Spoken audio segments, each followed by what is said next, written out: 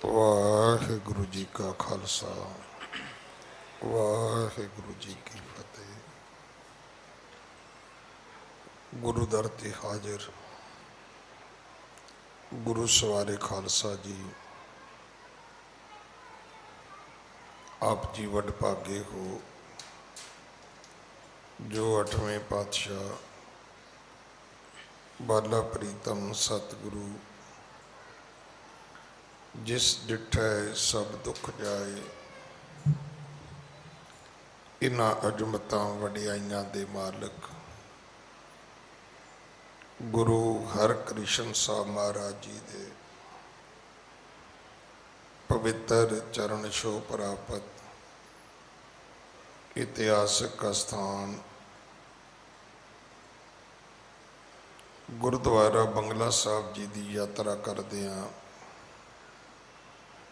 जुगो जुग अटल छतर चबर तखत दे मालक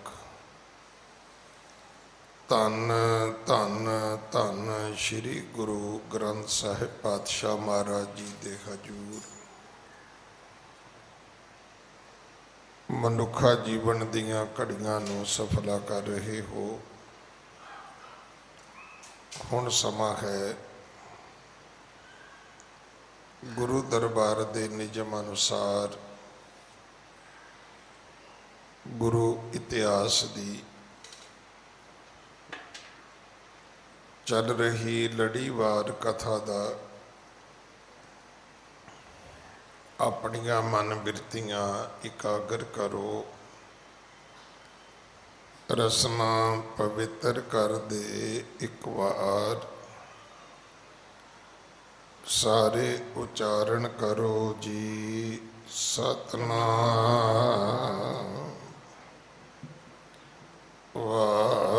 वाहिगुरु जी। ये इतिहास पहले पातशाह जाहर पीर जगत गुरु कल तारण आए श्री गुरु नानक देव महाराज जी का है। सतगुरु तकरीबन 12-13 साल तो बाद ज्यों सुल्तानपुर तो गए ने 9 खंड पृथ्वी का भरमण करदियां 4 चक्कां का उधार करदियां भरत खंड आए ने जिसनों आपां हिंदुस्तान कहने आ। और जम्मू तो सतगुरु लाहौर, लाहौर तो सुल्तानपुर, सुल्तानपुर तो तलवंडी पहुँचते हैं। नगरी तो बाहर खूह के उपर सतगुरु जी ने अपना आसन किया है।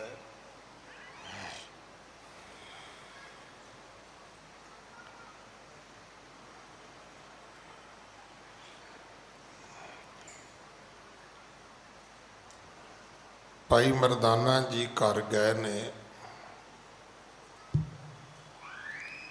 भाई मरदाना जी दे राही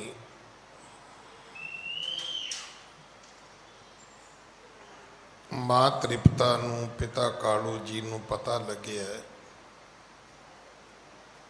कि गुरु नानक साहब किथे नगरी दे बाहर बैठे ने। पहला माता जी पहुँचे ने, फिर पिता जी भी पहुँचे ने। ये हुण यतन करते ने कि गुरु नानक साहब महाराज घर चलन, गृहस्थियां दे वांग सोहने कपड़े पा के विचरण, मां दे हत्थां दा बनिया होया लंगर भोजन छकन। जिहड़ी भी गल सतगुरु जी करते ने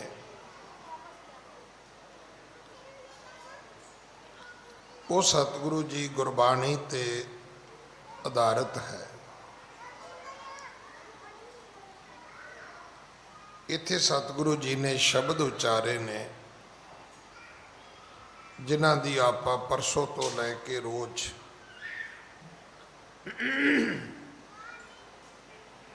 ਇਹ ਕਥਾ ਸਰਵਣ ਕਰ ਰਹੇ ਹਾਂ। ਪਹਿਲਾਂ ਸਤਿਗੁਰੂ ਜੀ ਨੇ ਵਡਹੰਸ ਰਾਗ ਦਾ ਸ਼ਬਦ ਉਚਾਰਿਆ, ਅਮਲੀ ਅਮਲ ਨਾ ਅੰਬੜੈ, ਮੱਛੀ ਨੀਰ ਨਾ ਹੋਏ, ਜੋ ਰਤੇ ਸ਼ਹਿ ਆਪਣੇ, ਤਿਨ ਭਾਵੈ ਸਭ ਕੋਇ। ਫਿਰ ਸਤਿਗੁਰੂ ਜੀ ਨੇ ਸ਼੍ਰੀ ਰਾਗ ਦਾ ਸ਼ਬਦ ਉਚਾਰਿਆ, ਸਭ ਰਸ ਮਿੱਠੇ ਮੰਨਿਐ, ਸੁਣਿਐ ਸਾ ਲਾਉਣੈ, ਖਟ ਤੁਰਸੀ ਮੁਖ ਬੋਲਣਾ, ਮਾਰਨ ਨਾਦ ਕੀਏ। ਇਹਦੇ ਵੱਖਰੇ ਵੱਖਰੇ ਪਹਿਰੇ ਬੰਦ ਸਤਿਗੁਰੂ ਜੀ ਉਚਾਰ ਕੇ ਮਾਤਾ ਪਿਤਾ ਜੀ ਨੂੰ ਸਮਝਾਉਂਦੇ ਹਨ, ਉਹਨਾਂ ਨੂੰ ਮੋਹ ਮਮਤਾ ਚੋਂ ਬਾਹਰ ਕੱਢਦੇ ਨੇ। ਉਹ ਕਹਿੰਦੇ ਨੇ, ਪੁੱਤਰ ਤੈਨੂੰ ਸੋਹਣੇ ਘੋੜੀਆਂ ਘੋੜੇ ਲੈ ਕੇ ਦਵਾਂਗੇ, ਪੈਦਲ ਚੱਲਣ ਵਾਲੀ ਦੁੱਖ ਤਕਲੀਫ ਜਿਹੜੀ ਹੈ ਉਹ ਖਤਮ ਹੋ ਜਾਏਗੀ। ਸਤਿਗੁਰਾਂ ਨੇ ਫਿਰ ਸ਼ਬਦ ਦਾ ਇਹ ਅਗਲਾ ਬੰਦ ਉਚਾਰਿਆ ਹੈ ਕਿ ਘੋੜੇ ਪਾਖਰ ਸੋਇਨੇ ਸਾਖਤ, ਬੂਝਣ ਤੇਰੀ ਵਾਟ, ਤਰਕਸ ਤੀਰ ਕਮਾਨ ਸਾਂਗ, ਤੇਗ ਬੰਦ ਗੁਣ ਧਾਤ, ਵਾਜਾ ਨੇਜਾ ਪਤ ਸਿਉ ਪ੍ਰਗਟ, ਕਰਮ ਤੇਰਾ ਮੇਰੀ ਜਾਤ। ਬਾਬਾ ਹੋਰ ਚੜ੍ਹਨਾ ਖੁਸ਼ੀ ਖਵਾਰ, ਜਿਤ ਚੜ੍ਹਿਐ ਤਨ ਪੀੜੀ ਹੈ, ਮਨ ਮੈਂ ਚਲੈ ਵਿਕਾਰ। ਘੋੜਿਆਂ ਤੇ ਚੜ੍ਹਨਾ, ਸੋਹਣੇ ਕੱਪੜਿਆਂ ਦਾ ਪਾਉਣਾ, ਸਵਾਦਿਸ਼ਟ ਪਦਾਰਥਾਂ ਦਾ ਭੋਜਨਾਂ ਦਾ ਖਾਣਾ, ਇਹ ਸਭ ਵਿਅਰਥ ਹੈ। ਅਸਲ ਵਿੱਚ ਉਸ ਪ੍ਰਭੂ ਪਰਮਾਤਮਾ ਦੀ ਜਿਹੜੀ ਪ੍ਰੀਤ ਰੀਤ ਹੈ ਉਹਦੇ ਵਿੱਚ ਹੀ ਸਤਿਗੁਰੂ ਜੀ ਕਹਿੰਦੇ ਭਾਈ ਸਭ ਕੁਝ ਹੈ, ਬਹੁਤ ਆਨੰਦ ਹੈ, ਬੜੀ ਖੁਸ਼ੀ ਹੈ। ਹਾਂਜੀ। ਸੁਨ ਕਾਹਲੂ ਤਬ ਤੂਸ਼ਨ ਠਾਨੀ, ਹਿਤ ਕਰ ਤ੍ਰਿਪਤਾ ਬੋਲੀ ਬਾਣੀ। ਸੁਣ ਕਾਲੂ ਤਬ ਤੂਸ਼ਨ ਠਾਨੀ। ਹੁਣ ਪਿਤਾ ਕਾਲੂ ਜੀ ਜਿਹੜੇ ਨੇ ਉਹ ਫਿਰ ਚੁੱਪ ਕਰ ਗਏ ਵੀ ਕੀ ਕਰੀਏ।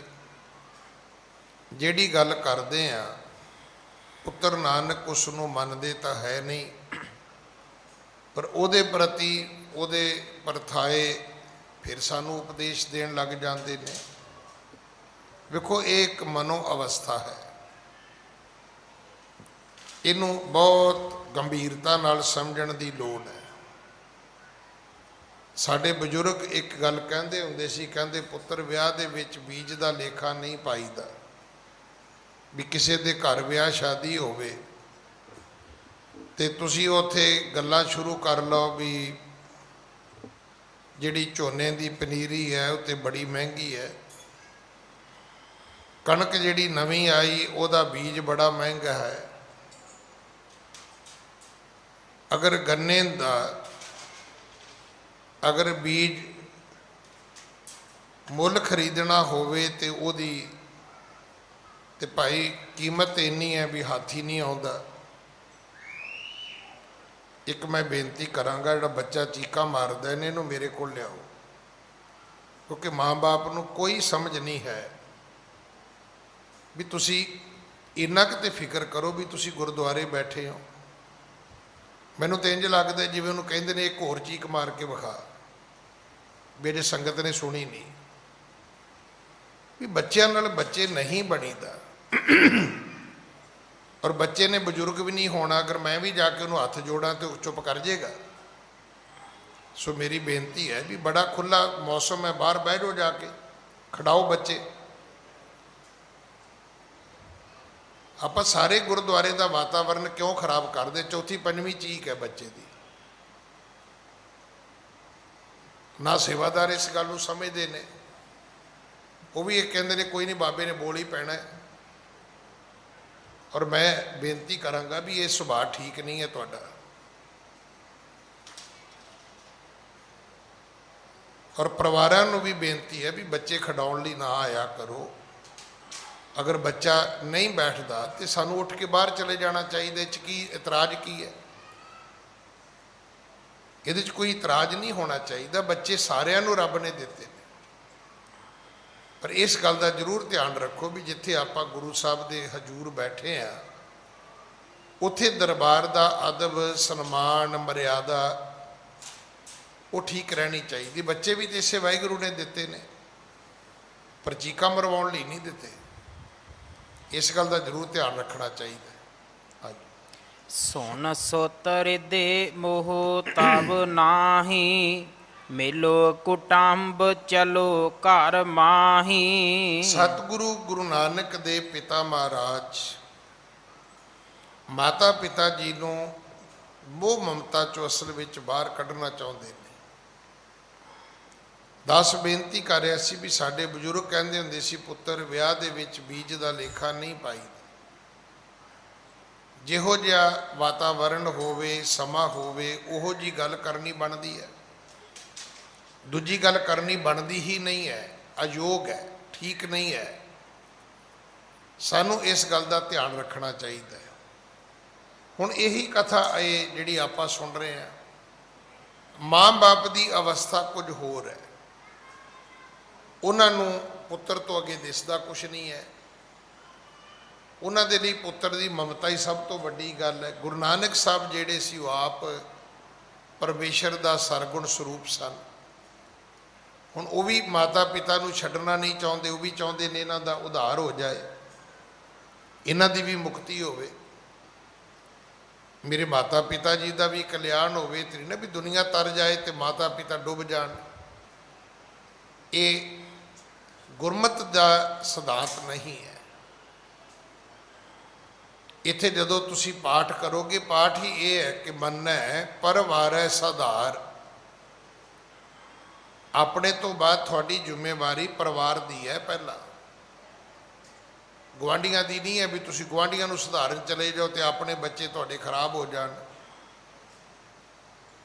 ਅੱਜ ਵੀ ਇਸ ਇਲਾਕੇ ਦੇ ਜਿਹੜੇ ਡੀਸੀਪੀ ਸਾਹਿਬ ਨੇ ਉਹ ਸਵੇਰੇ ਆਏ ਇੱਥੇ ਬੰਗਲਾ ਸਾਹਿਬ ਤੋਂ। ਗੱਲ ਕਰਦੇ ਕਰਦੇ ਜਿਹੜੇ ਉਹਨਾਂ ਦੇ ਨਾਲ ਇੱਥੋਂ ਦੇ ਟ੍ਰੈਫਿਕ ਇੰਸਪੈਕਟਰ ਨੇ, ਉਹ ਕਹਿਣ ਲੱਗੇ ਇਹਨਾਂ ਦੇ ਦੋਨੋਂ ਬੱਚੇ ਪਾਇਲਟ ਨੇ, ਬੜੇ ਨੇਕ ਨੇ। ਤੇ ਮੈਂ ਫਿਰ ਉਹਨਾਂ ਨੂੰ ਕਿਹਾ, ਮੈਂ ਕਿਹਾ ਜੀ ਤੁਸੀਂ ਬੇਈਮਾਨੀ ਨਹੀਂ ਕੀਤੀ ਹੋਣੀ। ਅਗਰ ਤੁਸੀਂ ਬੇਈਮਾਨੀ ਦਾ ਪੈਸਾ ਕਮਾਓਗੇ ਤੇ ਰੱਬ ਨੇ ਪ੍ਰਬੰਧ ਕੀਤਾ ਹੋਇਆ, ਤੁਹਾਡੀ ਔਲਾਦ ਮਾੜੀ ਹੋਏਗੀ। ਕਿਉਂਕਿ ਜਿਵੇਂ ਤੁਸੀਂ ਲਿਆਂਦਾ ਹੈ ਉਵੇਂ ਕੋਈ ਘਰ 'ਚ ਉਜਾੜਨ ਵਾਲਾ ਵੀ ਤੇ ਚਾਹੀਦਾ ਹੈ ਨਾ। ਔਰ ਬੰਦੇ ਨੂੰ ਦੁੱਖ ਦੇਣ ਲਈ ਮੈਂ ਸਮਝਦਾ ਕਿ ਰੱਬ ਨੇ ਸਭ ਤੋਂ ਪਹਿਲਾਂ ਉਹਨੂੰ ਬੱਚੇ ਦਿੱਤੇ ਨੇ। ਕਿਉਂਕਿ ਜਿੰਨਾ ਦੁੱਖ ਬੱਚੇ ਦੇ ਸਕਦੇ ਨੇ, ਉਹਨਾਂ ਦੁੱਖ ਆਂਢੀ ਗੁਆਂਢੀ ਨਹੀਂ ਦੇ ਸਕਦੇ। ਜਿਹਦੀ ਨਲਾਇਕ ਔਲਾਦ ਹੈ, ਜਿਹਦੀ ਨਲਾਇਕ ਸੰਤਾਨ ਹੈ, ਉਸ ਤੋਂ ਵੱਡਾ ਵੀ ਇਹ ਧਰਤੀ 'ਤੇ ਕੋਈ ਦੁਖੀ ਹੋ ਸਕਦਾ।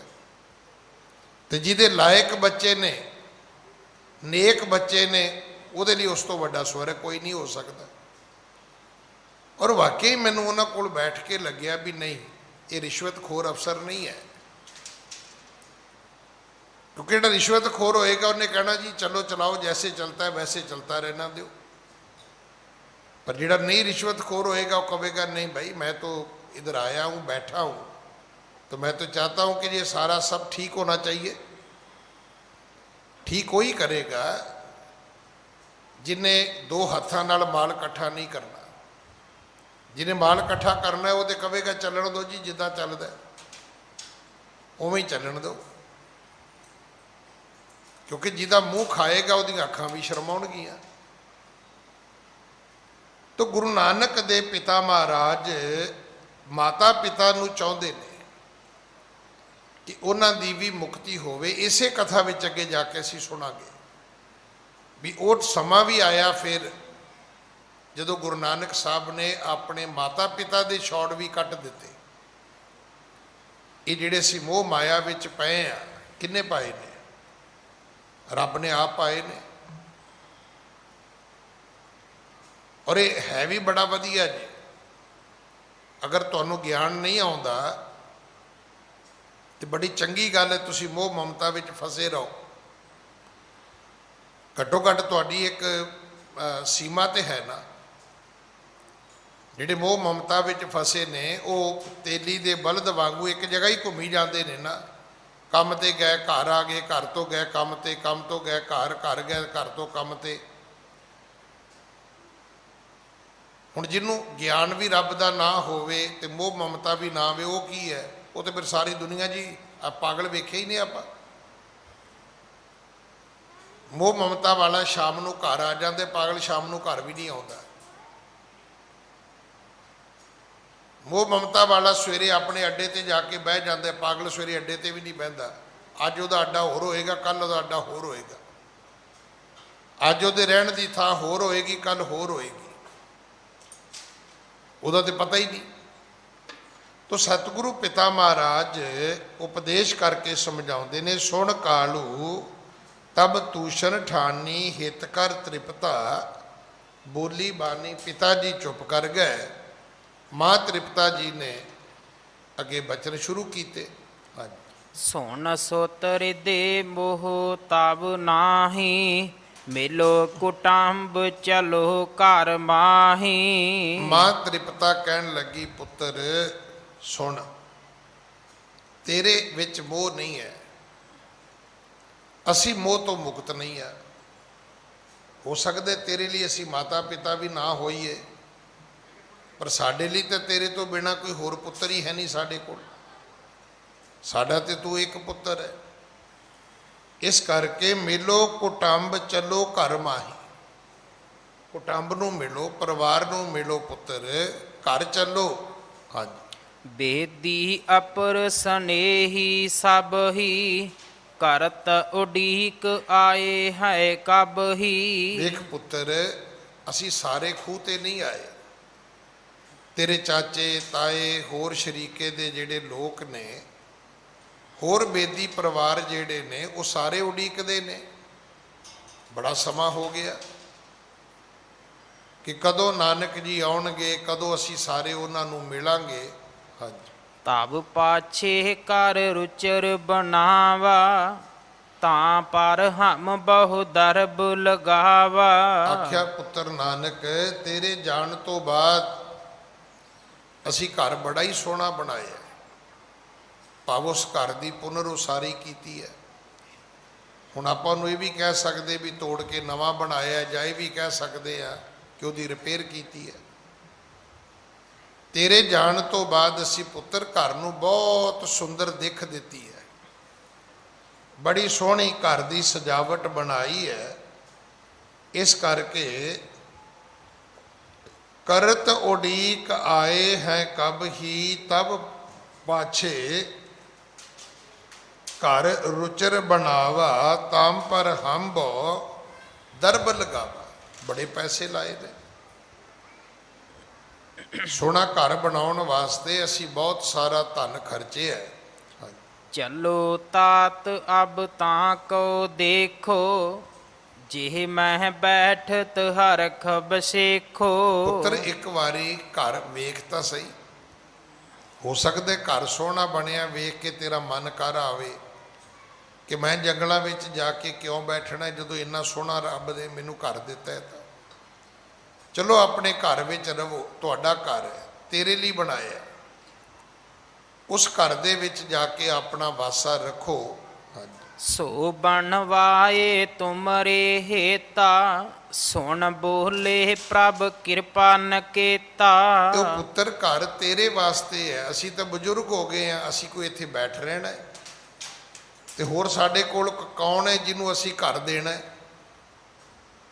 ਅਸੀਂ ਘਰ ਤੇਰੇ ਵਾਸਤੇ ਬਣਾਏ। ਮੈਂ ਤੇ ਕਈ ਵਾਰੀ ਬੇਨਤੀ ਕਰਦਾ ਵੀ ਰੱਬ ਵਰਗੀ ਮੈਨੇਜਮੈਂਟ ਕੋਈ ਨਹੀਂ ਕਰ ਸਕਦਾ। 1 2 3 ਬੱਚਿਆਂ ਨੂੰ ਪਾਲਣ ਲਈ 2 ਗਾਰਡੀਅਨ ਬੰਨ ਦਿੱਤੇ ਆਪਸ ਵਿੱਚ। ਅਜੀਬੋ ਗਰੀਬ ਸਾਡੀ ਵਡੰਬਨਾ ਹੈ ਕਿ ਪਤੀ ਪਤਨੀ ਕਈ ਵਾਰ ਇੱਕ ਦੂਜੇ ਨੂੰ ਝਈਆਂ ਲੈ ਲੈ ਕੇ ਵੀ ਪੈਂਦੇ ਰਹਿੰਦੇ ਨੇ। ਸਵੇਰੇ ਵੀ ਲੜਾਈ, ਸ਼ਾਮੀ ਵੀ ਲੜਾਈ, ਪਰ ਬੱਚਿਆਂ ਦੀ ਪ੍ਰਮੋਸ਼ਨ ਲਈ ਦੋਵੇਂ ਇਕੱਠੇ ਨੇ। ਜਦੋਂ ਬੱਚਿਆਂ ਦੇ ਫਿਊਚਰ ਦੀ ਗੱਲ ਆਉਂਦੀ, ਭਵਿੱਖ ਦੀ ਗੱਲ ਆਉਂਦੀ, ਬੱਚਿਆਂ ਦੀ ਵਡਿਆਈ ਦੀ ਗੱਲ ਆਉਂਦੀ ਹੈ, ਤੇ ਦੋਵੇਂ ਖੱਟ ਕਮਾ ਕਮਾ ਕੇ ਲਿਆ ਕੇ ਬੱਚਿਆਂ ਤੇ ਖਰਚਦੇ ਨੇ। ਆਪਸ ਵਿੱਚ ਨਾ ਵੀ ਬਣੇ, ਪਰ ਫਿਰ ਚਾਹੁੰਦੇ ਨੇ ਵੀ ਬੱਚੇ ਲਾਇਕ ਹੋਣ, ਕਾਮਯਾਬ ਹੋਣ। ਇਹ ਮੋਹ ਮਮਤਾ ਕਿਹਨੇ ਪਾਈ ਹੈ? ਰੱਬ ਨੇ। ਇਸ ਕਰਕੇ ਉਸ ਰੱਬ ਦਾ ਜਿੰਨਾ ਸ਼ੁਕਰ ਕਰੀਏ ਓਨਾ ਥੋੜ੍ਹਾ ਹੈ। ਕਈ ਵਾਰ ਤੁਹਾਨੂੰ ਲੱਗੇਗਾ ਵੀ ਇਹ ਮੋਹ ਮਮਤਾ ਮਾੜੀ ਚੀਜ਼ ਹੈ। ਇਹ ਮਾੜੀ ਨਹੀਂ ਹੈ, ਨਹੀਂ ਤੇ ਸਾਡੇ ਜੀਵਨ ਪਾਗਲਾਂ ਵਰਗਾ ਹੋਣਾ ਸੀ। ਹੁਣ ਤੁਸੀਂ ਵੇਖੋ ਨਾ, ਜਿਵੇਂ ਹੀ ਤੁਸੀਂ ਆਪਣੇ ਕੰਮ ਤੋਂ ਵਿਹਲੇ ਹੁੰਦੇ ਹੋ, ਕੋਈ 2 ਕਿਲੋਮੀਟਰ, ਕੋਈ 10 ਕਿਲੋਮੀਟਰ, ਕੋਈ 20 ਕਿਲੋਮੀਟਰ ਜਾਂਦਾ, ਰੋਜ਼ ਜਾਂਦਾ। ਤੇ ਜੇ ਮੋਹ ਮਮਤਾ, ਇਹ ਘਰ ਦਾ, ਇਹ ਪਰਿਵਾਰ ਵਾਲਾ ਜੀਵਨ ਨਾ ਹੁੰਦਾ, ਤੇ ਜਿਹਦਾ ਦਿਲ ਕਰਨਾ ਸੀ ਉਹਨੇ ਉੱਥੇ ਹੀ ਲਿਟ ਜਿਆ ਕਰਨਾ ਸੀ, ਤਾਂ ਅਗਲੇ ਦਿਨ ਕੰਮ ਤੇ ਵੀ ਨਹੀਂ ਸੀ ਜਾਣਾ। ਹੁਣ ਤੇ ਫਿਕਰ ਹੈ ਵੀ ਜੇ ਕੰਮ ਤੇ ਨਹੀਂ ਜਾਵਾਂਗੇ ਤੇ ਤਨਖਾਹ ਨਹੀਂ ਆਏਗੀ, ਤਨਖਾਹ ਨਹੀਂ ਆਏਗੀ ਤੇ ਬਿੱਲ ਪੇਮੈਂਟ ਕਿੱਥੋਂ ਹੋਏਗੀ? ਇਹ ਸਾਈਕਲ ਕਿਵੇਂ ਚੱਲੇਗਾ? ਦੇਖੋ, ਅਸੀਂ ਜੌਬ ਪੈਦਾ ਕਰਦੇ ਹਾਂ, ਸਾਡੇ ਮੁਲਕ ਦੀ ਬਦਕਿਸਮਤੀ ਹੈ। ਇੱਥੇ ਬੰਦੇ ਨੂੰ ਨੌਕਰੀ ਦੇਣੀ ਪੈਂਦੀ ਹੈ ਘਰ ਬੈਠੇ ਨੂੰ, ਵੀ ਕਰ ਲੈ। ਉਹ ਕਹਿੰਦਾ ਜੀ ਮੈਂ ਨਹੀਂ ਕਰਨੀ। ਬਾਹਰਲੇ ਮੁਲਕਾਂ ਵਾਲਿਆਂ ਨੇ ਉਲਟਾ ਕੰਮ ਕੀਤਾ, ਉਹ ਤੁਹਾਨੂੰ ਪੜ੍ਹਨ ਤੋਂ ਕਰਜ਼ਾ ਦੇਣਾ ਸ਼ੁਰੂ ਕਰਦੇ ਨੇ। ਉਸ ਤੋਂ ਬਾਅਦ ਤੁਸੀਂ ਕਾਰ ਲਵੋ, ਉਸ ਤੋਂ ਬਾਅਦ ਤੁਸੀਂ ਕੰਪਿਊਟਰ ਲਵੋ, ਜੋ ਤੁਸੀਂ ਲਵੋ ਦੇਈ ਜਾਂਦੇ ਨੇ। ਉਹ ਜਦੋਂ ਮੁਸਲਮਾਨਾਂ ਦੀ ਦੁਆ ਸੁਣੀ ਦੀ ਨਾ, ਉਹ ਇੱਦਾਂ ਦੀ ਲੱਗਦੀ ਗੋਰਿਆਂ ਵਰਗੀ ਹੈ। ਮੁਸਲਮਾਨ ਇਹ ਨਹੀਂ ਕਹਿੰਦੇ ਵੀ ਅੱਲਾਹ ਤਾਲਾ ਮੈਨੂੰ ਇਹ ਦੇ, ਮੈਨੂੰ ਉਹ ਦੇ, ਨਾ, ਉਹ ਕਹਿੰਦੇ ਅੱਲਾਹ ਤਾਲਾ ਮੇਰਾ ਖਰਚਾ ਵਧਾ।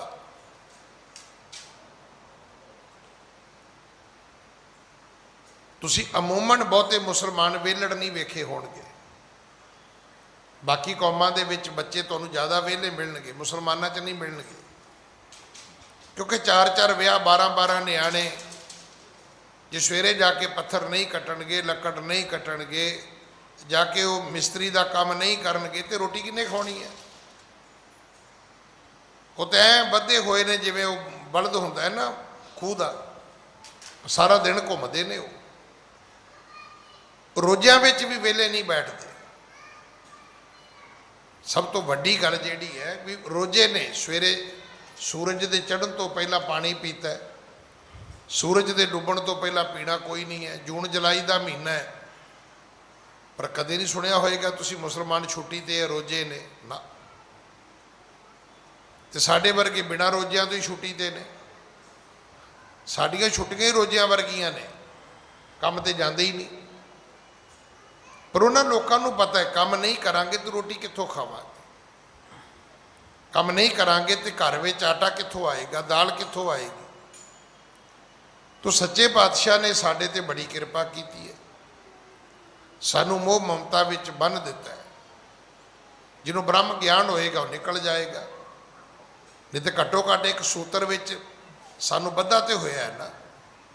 ਰੋਜ਼ ਪੜ੍ਹਦੇ ਅਸੀਂ, ਸਗਲ ਸਮਗਰੀ ਤੁਮਰੈ ਸੂਤਰ ਧਾਰੀ, ਤੁਮ ਤੇ ਹੋਏ ਸੋ ਆਗਿਆਕਾਰੀ।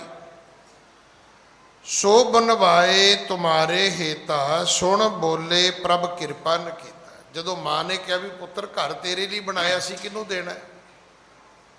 ਤੇ ਅੱਗੋਂ ਸਤਿਗੁਰੂ ਗੁਰੂ ਨਾਨਕ ਸਾਹਿਬ ਜੀ ਨੇ ਬਚਨ ਉਚਾਰੇ ਨੇ। ਹਾਂਜੀ, ਘਰ ਮੰਦਰ ਖੁਸ਼ੀ ਨਾਮ ਕੀ, ਨਦਰ ਤੇਰੀ ਪਰਵਾਰ। ਹੁਕਮ ਸੋਈ ਤੁਧ ਭਾਵਸੀ, ਹੋਰ ਆਖਣ ਬਹੁਤ ਅਪਾਰ। ਨਾਨਕ ਸੱਚਾ ਪਾਤਸ਼ਾਹ, ਪੂਛ ਨ ਕਰੇ ਵਿਚਾਰ। ਬਾਬਾ ਹੋਰ ਸੋਹਣਾ ਖੁਸ਼ੀ ਖੁਵਾਰ। ਜਿਤ ਸੁਤਹਿ ਤਨ ਪੀੜੀਐ, ਮਨ ਮਹਿ ਚੱਲੈ ਵਿਕਾਰ। ਹੋਰ ਜਿਹੜੇ ਘਰਾਂ ਦੇ ਸੋਹਣੇ ਨੇ, ਇਹ ਖੁਸ਼ੀ ਖੁਆਰ ਹੋਣ ਵਾਲੀ ਖੁਸ਼ੀ ਹੈ। ਜਿਸ ਸੌਣ ਨਾਲ ਤਨ ਪੀੜਤ ਹੁੰਦਾ ਹੈ ਉਹ ਨਹੀਂ ਸੌਣਾ ਚਾਹੀਦਾ। ਸ਼ਾਇਦ ਪਤਾ ਨਹੀਂ ਆਪ ਜੀ ਸਮਝਦੇ ਹੋਵੋ ਕਿ ਨਾ ਸਮਝਦੇ ਹੋਵੋ, ਜਿੱਦਣ ਤੁਸੀਂ ਕੰਮ ਤੇ ਨਹੀਂ ਜਾਂਦੇ ਰੂਟੀਨ ਨਾਲੋਂ ਤੁਸੀਂ ਘੰਟਾ 2 ਘੰਟੇ ਵੱਧ ਸੌਵੋ ਤੇ ਰਿਲੈਕਸ ਹੋਵੋਗੇ। ਪਰ ਜੇ ਰੂਟੀਨ 8 ਘੰਟਿਆਂ ਨਾਲੋਂ 13 ਘੰਟੇ ਸੌਂ ਲਓ ਤਾਂ ਤੁਸੀਂ ਉੱਠ ਕੇ ਖੁਦ ਕਹੋਗੇ ਪਤਾ ਨਹੀਂ ਅੱਜ ਮੇਰਾ ਸਰੀਰ ਮਿੱਟੀ ਜਿਹਾ ਹੀ ਹੋ ਗਿਆ। ਐਂ ਲੱਗਦਾ ਜਿਵੇਂ ਕੋਈ ਸਾਹ ਸਾਥੀ ਨਹੀਂ ਹੁੰਦਾ। ਵਿਹਲੜ ਬੰਦਾ ਕੰਮ ਵਾਲੇ ਬੰਦੇ ਨਾਲੋਂ ਘੱਟ ਐਕਟਿਵ ਹੁੰਦਾ ਹੈ। ਵਿਹਲੜ ਬੰਦਾ ਕੰਮ ਧੰਦੇ ਵਾਲੇ ਬੰਦੇ ਨਾਲੋਂ ਵੱਧ ਬਿਮਾਰ ਹੁੰਦਾ ਹੈ। ਕੰਮ ਧੰਦੇ ਵਾਲੇ ਬੰਦੇ ਨਾਲੋਂ ਵਿਹਲੜ ਬੰਦੇ ਵਿੱਚ ਤਰੋ ਤਾਜ਼ਗੀ ਬਿਲਕੁਲ ਥੋੜੀ ਹੁੰਦੀ ਹੈ। ਉਹਦੇ 'ਚ ਕੋਈ ਚੁਸਤੀ ਫੁਰਤੀ ਨਹੀਂ ਹੁੰਦੀ। ਇੱਥੇ ਡਿੱਗਾ ਉੱਥੇ ਡਿੱਗਾ। ਤੁਸੀਂ ਵੇਖਿਆ ਹੀ ਹੋਣਾ ਵੀ ਧੋਲੇ ਮੋਲੇ ਜਿਹੇ ਹੋ ਜਾਂਦੇ ਨੇ ਬੰਦੇ। ਸਤਿਗੁਰੂ ਪਿਤਾ ਮਹਾਰਾਜ ਕਹਿੰਦੇ ਮਾਂ ਜਿਹੜਾ ਉਸ ਪ੍ਰਭੂ ਪਰਮਾਤਮਾ ਦੀ ਮਰਜ਼ੀ ਰਜਾ ਨੂੰ ਛੱਡ ਕੇ ਸੌਣਾ ਹੈ ਇਹਦੇ ਵਿੱਚ ਵੀ ਤਨ ਪੀੜਤ ਹੁੰਦਾ ਹੈ। ਮਨ ਵਿੱਚ ਵਕਾਰ ਪੈਦਾ ਹੁੰਦੇ ਨੇ। ਹੁਣ ਇਹ ਤਾਂ ਗੱਲ ਸਾਰਿਆਂ ਮੰਨੀ ਹੈ ਕਿ ਵਿਹਲਾ ਮਨ ਸ਼ੈਤਾਨ ਦਾ ਘਰ। ਕੰਮ ਧੰਦੇ ਵਾਲੇ ਬੰਦੇ ਦਾ ਕਿੱਥੋਂ ਮਨ ਕਰਦਾ? ਜਦੋਂ ਅੱਜ ਤੁਸੀਂ ਕ੍ਰਾਈਮ ਸੁਣਦੇ ਹੋ ਤੇ ਉਹਦੇ ਨਾਲ ਇੱਕ ਲਾਈਨ ਆਉਂਦੀ ਹੈ, ਕਹਿੰਦੇ ਸਾਰਾ ਕੁਝ ਬੇਰੁਜ਼ਗਾਰੀ ਕਰਕੇ ਹੈ। ਨੌਕਰੀ ਵਾਲੇ ਕੋਲੇ ਕ੍ਰਾਈਮ ਕਰਨ ਦਾ ਟਾਈਮ ਕਦੋਂ ਹੈ ਜੀ? ਉਹਨੂੰ ਕਿਸੇ ਦੀ ਕੀ ਲੋੜ ਹੈ ਚੇਨ ਖਿੱਚਣ ਦੀ, ਕਿਸੇ ਦੀਆਂ ਵਾਲੀਆਂ ਖਿੱਚਣ ਦੀ, ਕਿਸੇ ਦੀ ਬਾਈਕ ਖੋਹਣ ਦੀ? ਉਹਨੂੰ ਕੀ ਲੋੜ ਹੈ? ਜਿਹਦੇ ਕੋਲੇ ਆਪਣੀ ਜੌਬ ਹੈ, ਜਿਹਦੇ ਕੋਲੇ ਆਪਣੀ ਨੌਕਰੀ, ਈਵਨ ਰਕਸ਼ਾ ਚਲਾਉਣ ਵਾਲਾ ਵੀ ਚੋਰੀ ਨਹੀਂ ਕਰਦਾ। ਚੋਰੀ ਤਾਂ ਉਹੀ ਕਰੇਗਾ ਜਿਹੜਾ ਬਿਲਕੁਲ ਵਿਹਲੜ ਹੋਏਗਾ। ਉਹ ਫਿਰ ਕ੍ਰਾਈਮ ਵਾਲੇ ਪਾਸੇ ਚਲਾ ਜਾਏਗਾ।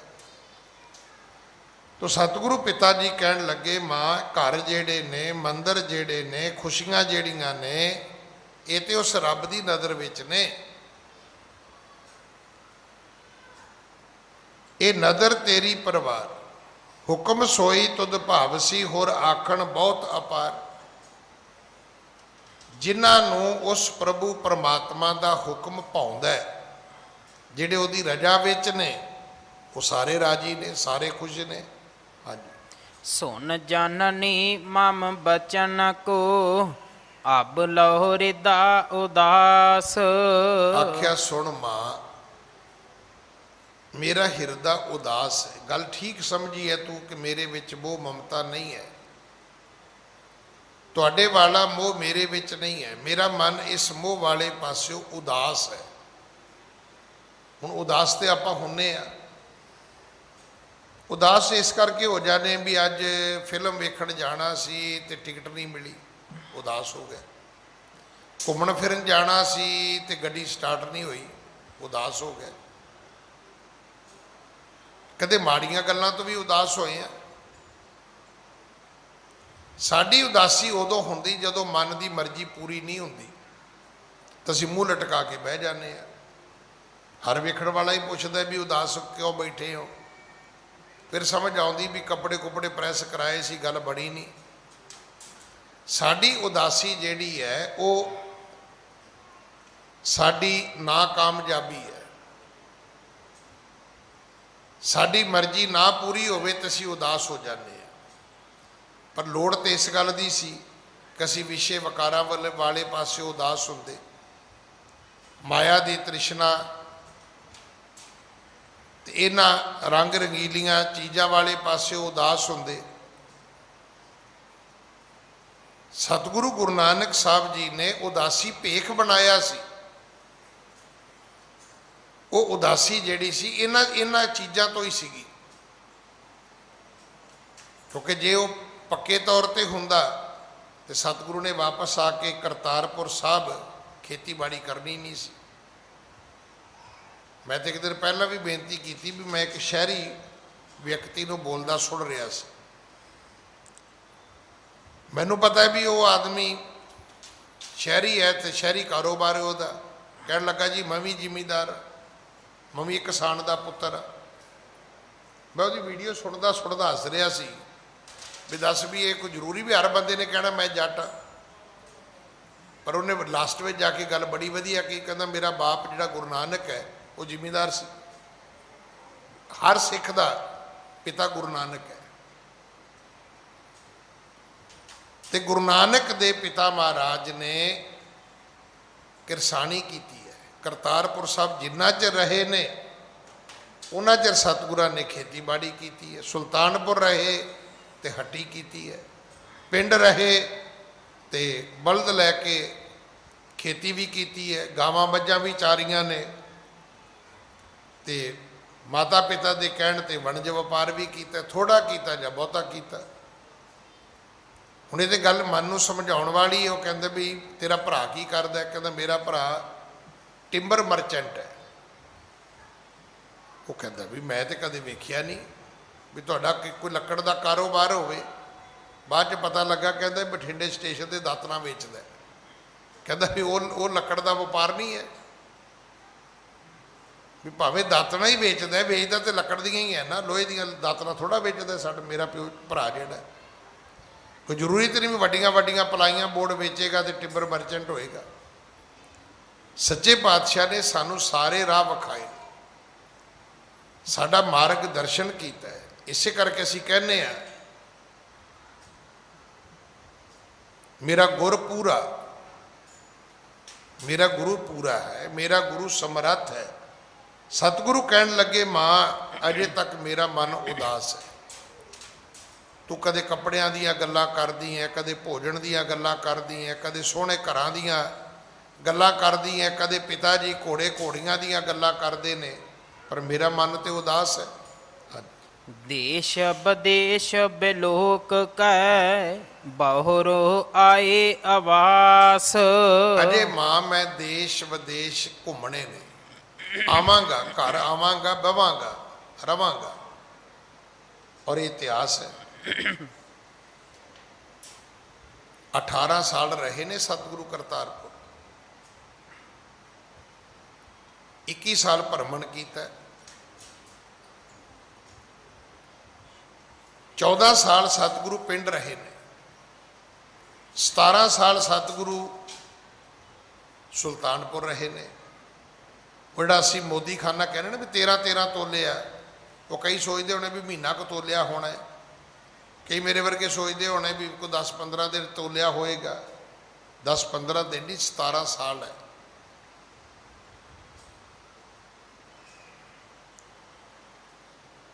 ਬਹੁਤ ਲੰਬਾ ਸਮਾਂ ਸਤਿਗੁਰੂ ਉੱਥੇ ਰਹੇ ਨੇ। ਪਹਿਲਾਂ ਆਪਣੇ ਘਰ ਰਹੇ ਨੇ। ਜੇ ਯਾਤਰਾਵਾਂ ਕੀਤੀਆਂ ਨੇ 21 ਸਾਲ ਕੀਤੀਆਂ ਨੇ। ਸਾਡਾ ਤੇ ਕੰਮ ਹੀ ਸਿੱਧਾ 5 ਵਾਰੀ ਮੂਲ ਮੰਤਰ ਦਾ ਪਾਠ ਕਰੀਏ ਤੇ ਸਾਹ ਚੜ ਜਾਂਦਾ, ਤੇ ਜੇ 5 ਪੌੜੀਆਂ ਜਪਜੀ ਸਾਹਿਬ ਪੜ੍ਹ ਲਈਏ ਤੇ ਫਿਰ ਪਾਠ ਪੂਜਾ ਹੀ ਮੁੱਕ ਜਾਂਦੀ ਹੈ।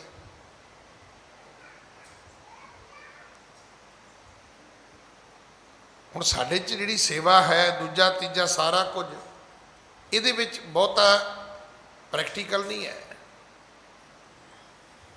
ਜੇ ਪ੍ਰੈਕਟੀਕਲ ਹੋਵੇ ਤੇ ਕੁਝ ਸਮਾਂ ਨਿਸ਼ਠਾ ਦੇ ਨਾਲ ਸਾਨੂੰ ਇੱਕ ਕੰਮ ਦੇ ਵਿੱਚ ਬੈਠਣਾ ਚਾਹੀਦਾ, ਕਰਨਾ ਚਾਹੀਦਾ।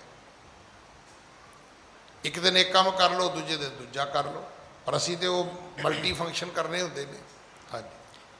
ਹੇ ਸੁਤ ਤੈ ਅਸ ਬਹਿਨ ਉਚਾਰੇ, ਰਿਦੇ ਸ਼ਾਂਤ ਕਿਉ ਆਬ ਹਮਾਰੇ। ਮਾਂ ਤ੍ਰਿਪਤਾ ਕਹਿਣ ਲੱਗੀ ਪੁੱਤਰ ਇਹ ਗੱਲ ਮਾਂ ਪਿਓ ਨੂੰ ਸ਼ਾਂਤੀ ਦੇਣ ਵਾਲੀ ਨਹੀਂ ਹੈ ਕਿ ਜੇ ਤੂੰ ਫਿਰ ਜਾਵੇਂਗਾ, ਦੇਸ਼ ਵਿਦੇਸ਼ ਘੁੰਮੇਗਾ, ਫਿਰ ਤੂੰ ਸਮਾਂ ਪਾ ਕੇ ਵਾਪਸ ਆਵੇਂਗਾ, ਫਿਰ ਘਰ ਰਵੇਂਗਾ।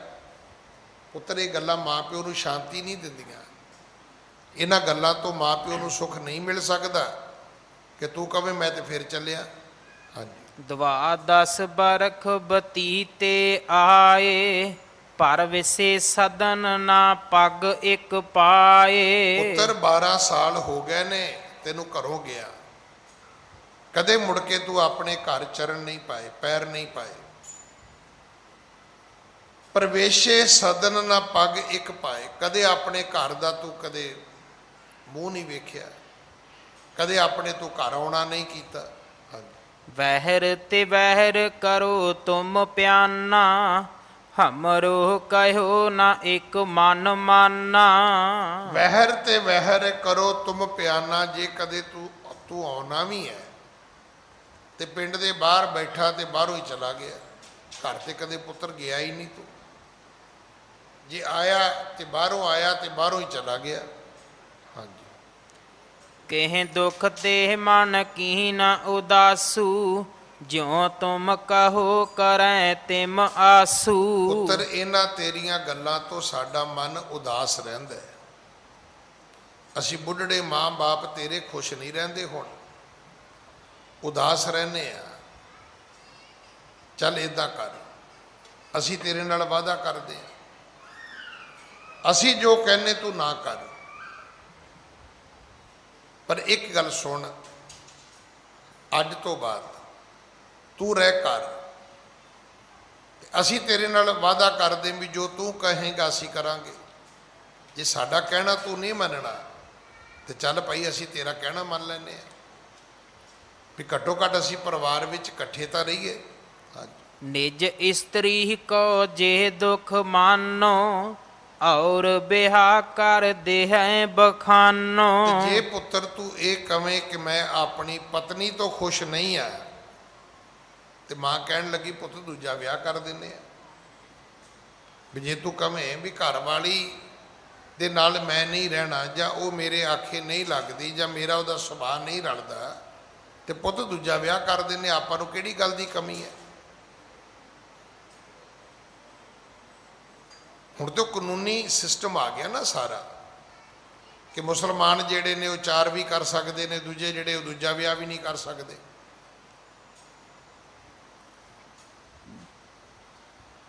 ਔਰ ਮੁਸਲਮਾਨਾਂ ਦੇ ਵਿੱਚ ਵੀ ਜਿਹੜੀ ਉਹ ਵੰਡ ਹੈ, ਵੰਡ ਬੜੀ ਵਧੀਆ ਹੈ, ਪਰ ਗਲਤੀ ਉੱਥੇ ਹੋ ਗਈ ਵੀ ਜਿੱਥੇ ਉਹ ਇਹਨੂੰ ਰੂਪ ਵੀ ਹੋਰ ਦੇ ਦਿੱਤਾ ਗਿਆ। ਅਸਲ ਵਿੱਚ ਮੁਸਲਮਾਨਾਂ ਦੇ ਵਿੱਚ ਵੀ ਜਿਹੜੇ 4 ਵਿਆਹ ਨੇ ਨਾ, ਉਹ ਸ਼ੌਕੀਆ ਨਹੀਂ ਹੈ। ਸ਼ਰਅ ਦੇ ਮੁਤਾਬਕ ਇਹ ਹੈ ਵੀ ਜੇ ਤੁਸੀਂ ਵਿਆਹ ਕੀਤਾ, ਹੁਣ ਵਹੁਟੀ ਤੁਹਾਡੀ ਬਿਮਾਰ ਰਹਿੰਦੀ ਹੈ, ਤੁਹਾਡੇ ਘਰ ਬੱਚਾ ਨਹੀਂ ਹੋਇਆ, ਤੁਸੀਂ ਦੂਜਾ ਵਿਆਹ ਕਰ ਸਕਦੇ। ਪਰ ਇਹ ਨਹੀਂ ਵੀ ਇੱਕ ਵਹੁਟੀ ਲੈਣ ਦੀ, ਦੂਜੀ ਹੋਰ ਲੈਣ ਦੀ, ਤੀਜੀ ਹੋਰ ਲੈਣ ਦੀ, ਚੌਥੀ ਹੋਰ ਲੈਣ ਦੀ। ਇਸ ਤਰ੍ਹਾਂ ਇਜਾਜ਼ਤ ਇਸਲਾਮ ਦੇ ਵਿੱਚ ਵੀ ਨਹੀਂ ਹੈ। ਹਾਂ, ਵਹੁਟੀ ਮਰ ਜਾਏ ਤੇ ਦੂਜਾ ਵਿਆਹ ਹੋ ਸਕਦਾ, ਸੰਤਾਨ ਨਾ ਹੋਵੇ ਦੂਜਾ ਵਿਆਹ ਹੋ ਸਕਦਾ, ਬੱਚੇ ਨੇ, ਵਹੁਟੀ ਰੋਟੀ ਪਕਾਉਣ ਜੋਗੀ ਨਹੀਂ, ਬਿਮਾਰ ਰਹਿੰਦੀ, ਤਾਂ ਤੁਸੀਂ ਦੂਜਾ ਵਿਆਹ ਕਰ ਸਕਦੇ ਹੋ, ਵੀ ਘੱਟੋ ਘੱਟ ਘਰ ਤੇ ਸੰਭਾਲੇ ਕੋਈ ਆ ਕੇ। ਗੱਲ ਤੇ ਠੀਕ ਸੀ ਉਹ, ਪਰ ਉਹ ਜਦੋਂ ਵਿਗੜ ਗਈ ਤੇ ਫਿਰ ਕਾਨੂੰਨ ਬਣ ਗਿਆ ਵੀ ਨਹੀਂ, ਦੂਜਾ ਵਿਆਹ ਕਰਨਾ ਹੀ ਨਹੀਂ ਹੈ। ਪਰ ਜਦੋਂ ਦੀ ਆਪਾ ਕਥਾ ਸੁਣਦੇ ਉਦੋਂ ਇਦਾਂ ਦੇ ਕਾਨੂੰਨ ਹੁੰਦੇ ਨਹੀਂ ਸੀਗੇ। ਮਾਂ ਨੇ ਕਿਹਾ ਵੀ ਜੇ ਜ਼ਰੂਰਤ ਹੈ ਤੇ ਪੁੱਤਰ ਅਸੀਂ ਤੇਰਾ ਦੂਸਰਾ ਵਿਆਹ ਕਰ ਦਿੰਨੇ ਆ। ਹਾਂਜੀ। ਸਭ ਕਿਛ ਘਰ ਮਹਿ ਦੀਨ ਬਿਦਾਤਾ। ਜਿਉ ਤੁਮ ਚਾਹੋ ਕਰੇ ਤਿਉ ਤਾਤਾ। ਆਖਿਆ ਵੇਖ ਪੁੱਤਰ, ਤੇਰੇ ਘਰ ਵਿੱਚ ਵਿਧਾਤੇ ਨੇ, ਰੱਬ ਨੇ ਸਭ ਕੁਝ ਦਿੱਤਾ ਹੈ। ਕਿਸੇ ਚੀਜ਼ ਦੀ ਕਮੀ, ਕਿਸੇ ਚੀਜ਼ ਦੀ ਆਪਣੇ ਘਰ ਵਿੱਚ ਘਾਟ ਨਹੀਂ ਹੈ। ਇਸ ਕਰਕੇ ਜਿਉ ਤੁਮ ਚਾਹੋ ਕਰੇ ਤਿਉ ਤਾਤਾ, ਜਿਵੇਂ ਤੂੰ ਕਵੇਂਗਾ ਅਸੀਂ ਤੇਰੇ ਨਾਲ ਵਾਅਦਾ ਕਰਦੇ, ਰਹਿ ਘਰ ਤੇ ਮਰਜ਼ੀ ਤੇਰੀ ਚੱਲੇਗੀ, ਅਸੀਂ ਤੇਰੀ ਸਾਰੀਆਂ ਹੀ ਗੱਲਾਂ ਮੰਨਾਂਗੇ। ਸ਼੍ਰੀ ਨਾਨਕ ਸੁਣ ਬੈਨ ਉਚਾਰੇ। ਜੋ ਸੰਜੋਗ ਲਿਖਾ ਕਰਤਾਰੇ। ਅੱਗੋਂ ਸਤਿਗੁਰੂ ਕਹਿਣ ਲੱਗੇ, ਨਹੀਂ ਮਾਂ, ਵਿਆਹ ਦਾ ਤਾਂ ਕੋਈ ਮਸਲਾ ਹੀ ਨਹੀਂ ਹੈ। ਜੋ ਸੰਜੋਗ ਸੀ ਉਹ ਵਿਆਹ ਹੋ ਗਿਆ, ਜੋ ਸੰਜੋਗ ਸੀ ਉਹ ਘਰ ਬੱਚੇ ਵੀ ਪੈਦਾ ਹੋ ਗਏ।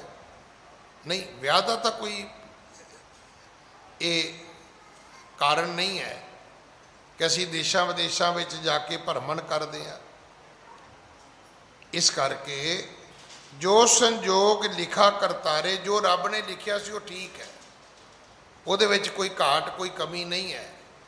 ਸੋਈ ਭਲਾ ਨਾ ਚਾਹੋ ਔਰੀ। ਜਹ ਰਾਖੈ ਰਹਿਉ ਤਹ ਠੌਰੀ। ਨਹੀਂ, ਮੈਂ ਦੂਸਰਾ ਵਿਆਹ ਕਰਾਂ ਇਹ ਮੇਰੀ ਇੱਛਾ ਹੀ ਨਹੀਂ ਹੈ। पर मां गल ये भी रवांगा मैं उत्थे जिथे मैनू रब रखेगा। हुण सच तो सारिਆਂ ਦਾ ही ये है, रहना तो आप उत्थे ही है जिथे रब ने रखना है। ना तुसी अपनी मर्जी नाल रह सकते हो, ना मैं अपनी मर्जी नाल रह सकदा। जे आप सारिਆਂ नूं किते रब बिठा के पूछे भी तू दस बंदिया तेरी रजा की है, तू की चाहुंदा है, तो एक कमेडियन है पंजाब का, उन्हें बड़ी सोहनी गल कही, कहंदे किसी नूं रब मिल गया, रब ने उन्होंने अपनी इंट्रोडक्शन कराई कि वेख बंदिया मैनू रब कहते हैं, मैं ही रब हाँ जिन्होंने लोग मंदिर मसीतां में जाके लभदे ने, ते तू दस मैं तेनू की दिया। हुण सोचन लग गए भी रब कोलों की मंगना चाहिए। वो अजे सोच ही रहा तो रब ने उन्होंने फिर एक गल होर भी कह दी भी एक गल का ध्यान रखी, जो तू मंगेगा मैं तेनू देवांगा, पर तेरे तो डबल तेरे गुआढ़ी नूं देवांगा। हुण वो बिल्कुल ही खूज पै गया भी ये की बनिया, मैनू तो दवे तो गुआढ़ी नूं देण दा की मतलब है। हुण वो सोचदा है भी जे मैनू रब एक घर देगा तो गुआढ़ी दे दो हो जाणगे, मैनू एक घोड़ी देगा तो गुआढ़ी दियां दो बन जाणगियां। तुसीं वेखो बंदा खलोता कित्थे है, सोच सोच के कहंदा भी रब्बा मेरी एक अख कढ दे। वो कहता तेरा सत्यानाश, एक ही मंगिया, कहन लगा दस गुआढ़ी दियां दो कढेगा कि नहीं कढेगा। कहता मैं तो फिर काना होवांगा, वो तेरे नाल हो जाएगा ना। साड़ी हालत ये है, मत सोचना कि आप सियाणे लोग, आप किते भी सियाणे नहीं है। सानू अपना भी फिक्र है, पर अपने नालों इस गल का ज़्यादा फिक्र है भी कोई होर तरक्की नहीं करना चाहिए, किसी होर दा भला नहीं होना चाहिए। सतगुरु महाराज कहन लगे मां एक गल का ध्यान रखी, मैं रवांगा उत्थे जिथे रब रखेगा। ये मैं आप जी नाल गल साझी की सी भी जे किते रब सानू पुछ ही लवे कि तू कित्थे रहना चाहुंदा है, तो सच ये भी अज की जिंदगी तो कोई भी संतुष्ट नहीं है। सब कोई ना कोई चेंज चाहणगे भी आ बदल जे, आ बदल जे, आ हो जे, आ हो जे। तो रहना जिथे अज भी बैठे हाँ, इहदा अर्थ है भी असीं अपनी मर्जी नाल नहीं बैठे, मजबूरी है, रब ने बिठाए हुए ने। इसे करके सतगुरु ने बाणी च दर्ज किया है, सबनी छाला मारियां करता करे सो होए। जतन हर बंदा करदा है, पर रहिंदा उत्थे ही है जिथे उहनूं रब रखदा है। रहन जान हमरे कर नाही, श्री कर तार अतीनंग आही। मां घर रहना ते घरों बाहर चले जाना ये मेरे हाथ विच है ही नहीं। घर रहना ते घरों बाहर जाना मैं उस परमात्मा दे अधीन हाँ। वो जिथे घल्लेगा उत्थे जावांगा, जिथे रखेगा उत्थे रवांगा। हुण शब्द इहो ही है गुरबाणी का, जै जै तेरा हुक्म, जिव जिव तेरा हुक्म तिवें तिव होवना, जै जै रखे आप तैं जाए खड़ोवना। गोला मुल खरीद कारे जोवना, ना तिस भुख ना नींद खाना सोवना। कदे घर बैठ के सोच लियो जे, वेले बह के सोच लियो जे, जिथों तुरे सी जिथे पहुंचे हैं कि ये सारा कुछ मर्जी मुताबक होया है, तो फिर कोई जवाब होएगा नहीं, मर्जी मुताबक नहीं होया, बहुत कुछ बदल गया। असी कुछ होर चाहुंदे सी, हो कुछ होर ही गया। हाँ जी। जह चाहत सो तहाँ पठावे, जिस बिन एको बोल न आवे। मां जिथे रब घल्लेगा उथे मैं जावांगा, क्योंकि रब दी मर्जी तो बिना एक बोल भी बंदा बोल नहीं सकता। जो कुछ आप बोलते हैं ये भी रब दी मर्जी है। बाबा बोलते थे कहाँ गए, देही के संग रहते। ਹੁਣ ਬੰਦਾ ਮਰ ਗਿਆ, ਆਪਾਂ ਕੀ ਕਹਿੰਦੇ ਆ ਹੁਣੇ ਤੇ ਮੇਰੀ ਗੱਲ ਹੋਈ ਹੈ। ਘਰ ਵਾਲੀ ਕੀ ਕਹਿੰਦੀ ਹੈ? ਕਹਿੰਦੀ ਬਾਹਰੋਂ ਆਏ ਨੇ, ਭੁੱਖ ਲੱਗੀ ਹੈ, ਭੁੱਖ ਲੱਗੀ ਹੈ, ਰੋਟੀ ਲਿਆ, ਰੋਟੀ ਲਿਆ। ਮੈਂ ਥਾਲੀ ਲਿਆ ਕੇ ਅੱਗੇ ਰੱਖੀ ਹੈ, ਇੱਕ ਰੋਟੀ ਖਾਧੀ ਹੈ ਤੇ ਮੈਂ ਦੂਜੀ ਤਵੇ ਤੋਂ ਲੈਣ ਗਈ ਹਾਂ ਤੇ ਉਹਦੇ ਨੂੰ ਬੰਦਾ ਮਰ ਗਿਆ।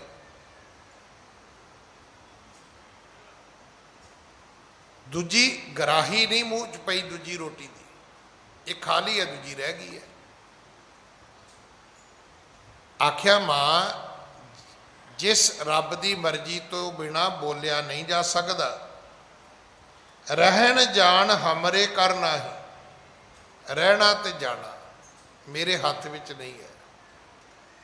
ਉਹਦੀ ਮਰਜ਼ੀ ਹੈ, ਜਿਹਦੀ ਮਰਜ਼ੀ ਨਾਲ ਅਸੀਂ ਬੋਲਦੇ ਹਾਂ। ਹਾਂਜੀ। ਹਿਤ ਕਰ ਕਾਹਲੂ ਕਹੇ ਸੁਨ ਤਾਤਾ, ਛੱਡ ਅਵਾਹੀਆਂ ਕਰੇ ਜੋ ਬਾਤਾਂ। ਮਾਂ ਪੁੱਤਰਾਂ ਦੀਆਂ ਗੱਲਾਂ ਸੁਣ ਸੁਣ ਕੇ ਪਿਤਾ ਕਾਲੂ ਅੱਕ ਗਏ। ਬਸ ਫਿਰ ਉਹ ਪਿਤਾ ਵਾਲਾ ਉਹਨਾਂ ਨੇ ਆਪਣਾ ਰੋਹਬ ਵਰਤਿਆ। ਕਹਿੰਦਾ ਓਏ ਕਾਕਾ, ਅਵਾਈਆਂ ਛੱਡ, ਜੋ ਤੇਰਾ ਦਿਲ ਕਰਦਾ ਤੂੰ ਬੋਲੀ ਜਾਂਦਾ, ਜੋ ਤੇਰਾ ਮਨ ਕਰਦਾ ਤੂੰ ਕਹੀ ਜਾਂਦਾ। ਸ਼ਬਦ ਬੜੇ ਪਿਆਰੇ ਨੇ। ਹਿਤ ਕਰ ਕਾਲੂ ਕਹਿ ਸੁਣ ਤਾਤਾ, ਓਏ ਪੁੱਤਰ ਸੁਣ, ਛੱਡ ਅਵਾਈਆਂ ਕਰੇ ਜੋ ਬਾਤਾਂ। ਆ ਜਿਹੜੀਆਂ ਤੂੰ ਐਵੇਂ ਵਾਧੂ ਜੀਆਂ ਗੱਲਾਂ ਕਰਦਾ, ਇਹਨਾਂ ਨੂੰ ਛੱਡ ਦੇ, ਕੋਈ ਮਤਲਬ ਨਹੀਂ ਇਹਨਾਂ ਦਾ। ਹਾਂਜੀ। ਵੇਖ ਫਕੀਰੀ ਤਨ ਤੇ ਤਿਆਗੋ, ਸਦਨ ਕ੍ਰਿਤ ਮੈਂ ਮਨ ਅਨਰਾਗੋ। ਆ ਜਿਹੜੇ ਤੂੰ ਫਕੀਰਾਂ ਵਾਲੇ ਕੱਪੜੇ ਪਾਏ ਨੇ ਨਾ, ਇਹਨਾਂ ਨੂੰ ਉਤਾਰ, ਘਰ ਚੱਲ ਤੇ ਘਰ ਦੇ ਕੰਮ ਕਰ। ਆਪਣਾ ਘਰ ਸੰਭਾਲੀਦਾ ਹੁੰਦਾ, ਘਰ ਦੇ ਕੰਮ ਧੰਦੇ ਕਰੀਦੇ ਹੁੰਦੇ ਨੇ।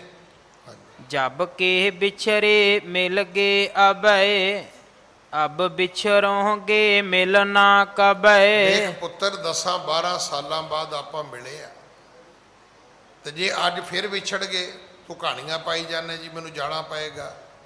ਮੁੜ ਕੇ ਕਦੋਂ ਮਿਲਣਾ ਹੈ ਕੋਈ ਪਤਾ ਹੈ? ਮਿਲਣਾ ਵੀ ਹੈ ਕਿ ਨਹੀਂ ਮਿਲਣਾ? ਵੱਡੀਆਂ ਵੱਡੀਆਂ ਦੁਨੀਆ ਦੀਆਂ ਜਿਹੜੀਆਂ ਇੰਟਰਫੇਥ ਕਾਨਫਰੰਸਾਂ ਨੇ, ਉਹਨਾਂ ਦੇ ਆਖਰੀ ਸ਼ਬਦ ਹੁੰਦੇ ਨੇ ਕਿ ਮੁੜ ਮਿਲਣ ਦੀ ਆਸ ਤੇ ਅੱਜ ਆਪਾਂ ਵਿਛੜਨ ਲੱਗੇ ਆ। ਗਰੰਟੀ ਕੋਈ ਨਹੀਂ ਹੈ ਕਿ ਦੁਬਾਰਾ ਮਿਲਾਂਗੇ ਜਾਂ ਨਹੀਂ ਮਿਲਾਂਗੇ। ਆਸ ਜ਼ਰੂਰ ਹੈ ਵੀ ਜਿਉਂਦੇ ਰਹਿ ਤੇ ਜ਼ਰੂਰ ਮਿਲਾਂਗੇ। ਮੇਲਾ ਹੋਏਕ ਬਹੁਰੋ ਨਾਹੀ, ਬਿਰਧ ਭਏ ਬਲ ਨਹਿ ਤਨ ਮਾਹੀ। ਆਖਿਆ ਪੁੱਤਰ ਨਾਨਕ, ਅਸੀਂ ਹੋ ਗਏ ਆ ਬਜ਼ੁਰਗ, ਮੁੜ ਕੇ ਮੇਲਾ ਹੋਏਗਾ ਕਿ ਨਹੀਂ ਹੋਏਗਾ? ਮੇਲਾ ਸੰਜੋਗੀ ਰਾਮ, ਮੇਲਾ ਤੇ ਸੰਜੋਗਾਂ ਤੇ ਹੈ, ਮੁੜ ਕੇ ਹੋਣਾ ਹੈ ਕਿ ਨਹੀਂ ਹੋਣਾ। ਇਸ ਕਰੋਨੇ ਦੇ 1 ਸਾਲ ਤੋਂ ਬਾਅਦ ਜਦੋਂ ਆਪਾਂ ਇੱਕ ਦੂਜੇ ਨੂੰ ਮਿਲੇ ਆ, ਕਿ ਆਪਾਂ ਨੂੰ ਇਹ ਅਜੀਬ ਨਹੀਂ ਲੱਗਿਆ? ਔਰ ਕਈਆਂ ਨੂੰ ਵੇਖ ਕੇ ਤੇ ਇੱਦਾਂ ਖੁਸ਼ੀ ਹੋਈ ਆਪਾਂ ਨੂੰ, ਔਰ ਅਸੀਂ ਮਹਿਸੂਸ ਵੀ ਕੀਤਾ। ਔਰ ਕਈਆਂ ਨੇ ਮਿਲ ਕੇ ਇੱਕ ਦੂਜੇ ਨੂੰ ਇਹ ਸ਼ਬਦ ਵੀ ਆਖੇ ਵੀ ਰੱਬ ਦਾ ਸ਼ੁਕਰ ਹੈ ਆਪਾਂ ਫਿਰ ਮਿਲੇ ਆ। ਕਿਉਂਕਿ ਪਤਾ ਹੀ ਨਹੀਂ ਸਾਡੇ ਕਿੰਨੇ ਮਿੱਤਰ ਜਿਹੜੇ ਸੀ, ਉਹ ਸੱਜਣ ਮੇਰੇ ਰੰਗਲੇ ਜਾਏ ਸੁੱਤੇ ਜੀਰਾਨ, ਉਹ ਚਲੇ ਗਏ ਨੇ।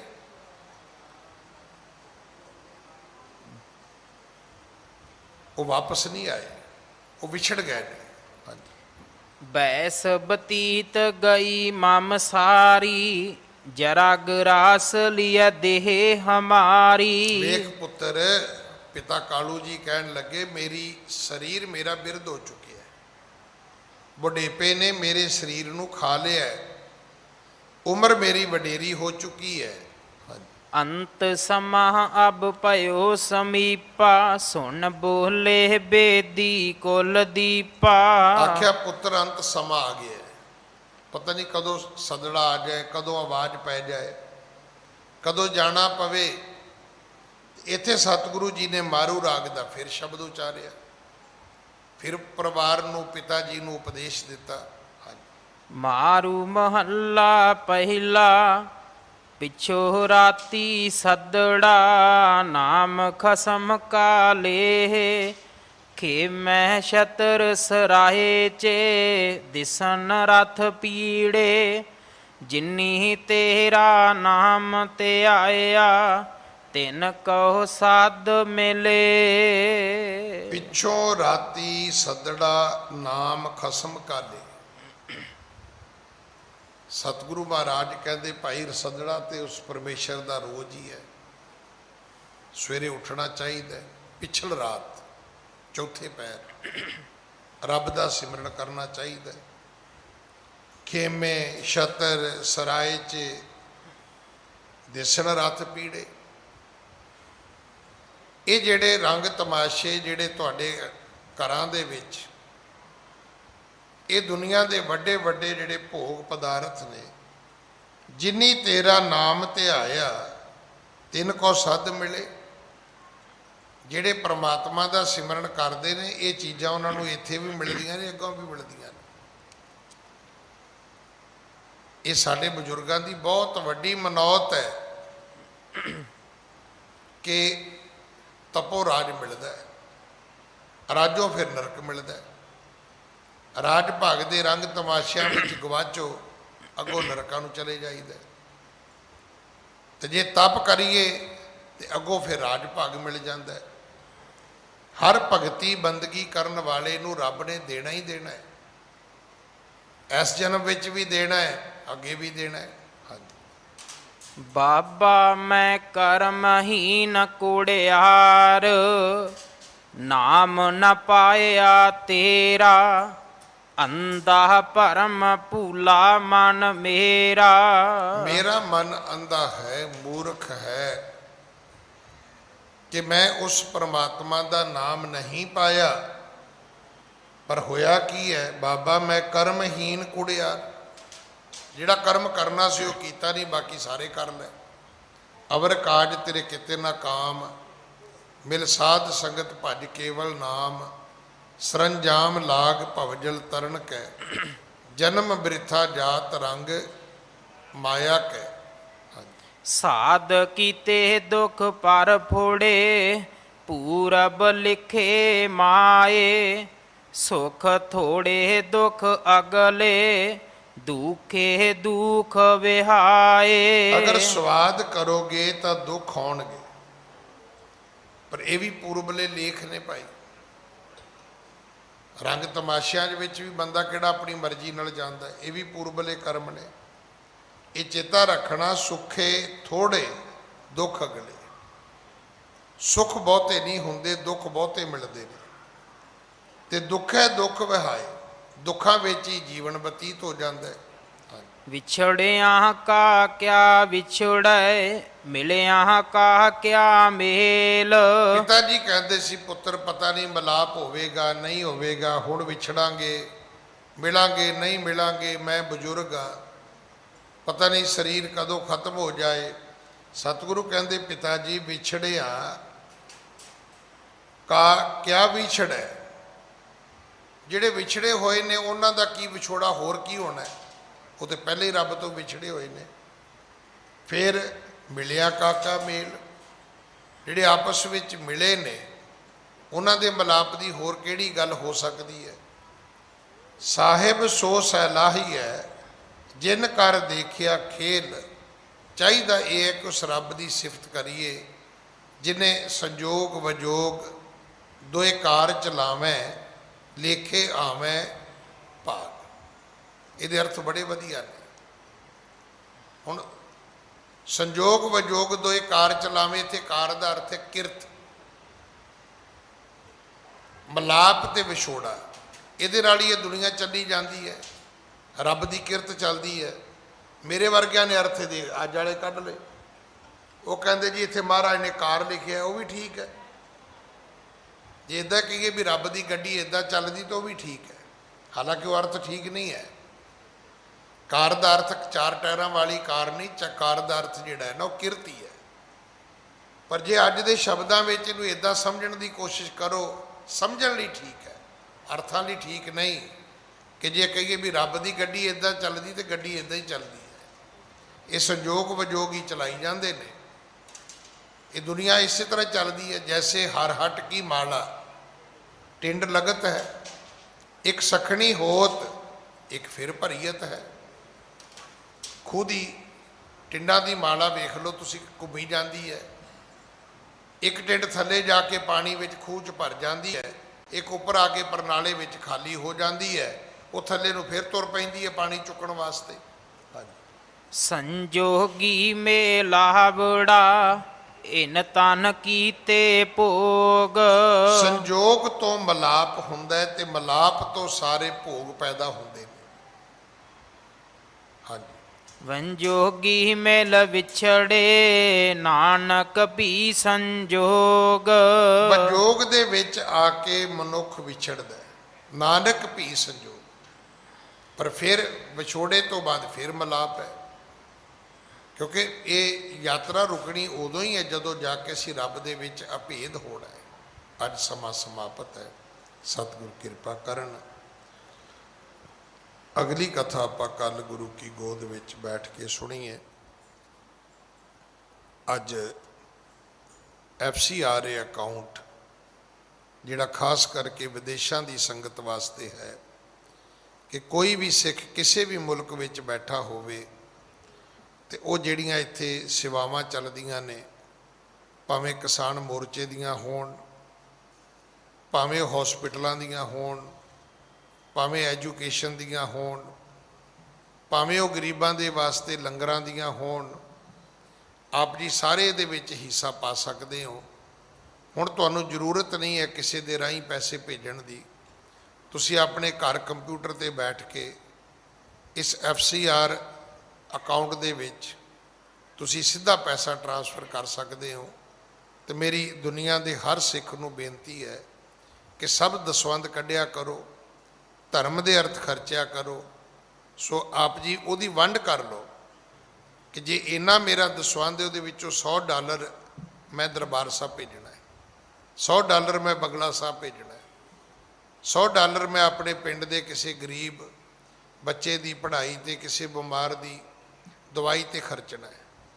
ਜਦੋਂ ਤੁਸੀਂ ਦਸਵੰਧ ਕੱਢਣਾ ਸ਼ੁਰੂ ਕਰੋਗੇ ਫਿਰ ਵੇਖੋ ਰੱਬ ਕਿੰਨੀਆਂ ਬਰਕਤਾਂ ਪਾਉਂਦਾ ਤੁਹਾਡੇ ਕਾਰੋਬਾਰਾਂ ਵਿੱਚ। ਸੋ ਇਹ ਅਕਾਊਂਟ ਅੱਜ ਤੋਂ ਕੰਪਿਊਟਰ ਤੇ ਨੈੱਟ ਤੇ ਡਿਸਪਲੇ ਹੋ ਜਾਏਗਾ।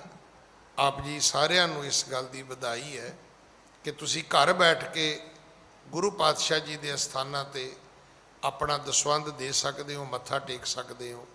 ਵਾਹਿਗੁਰੂ ਜੀ ਕਾ ਖਾਲਸਾ, ਵਾਹਿਗੁਰੂ ਜੀ ਕੀ ਫਤਿਹ।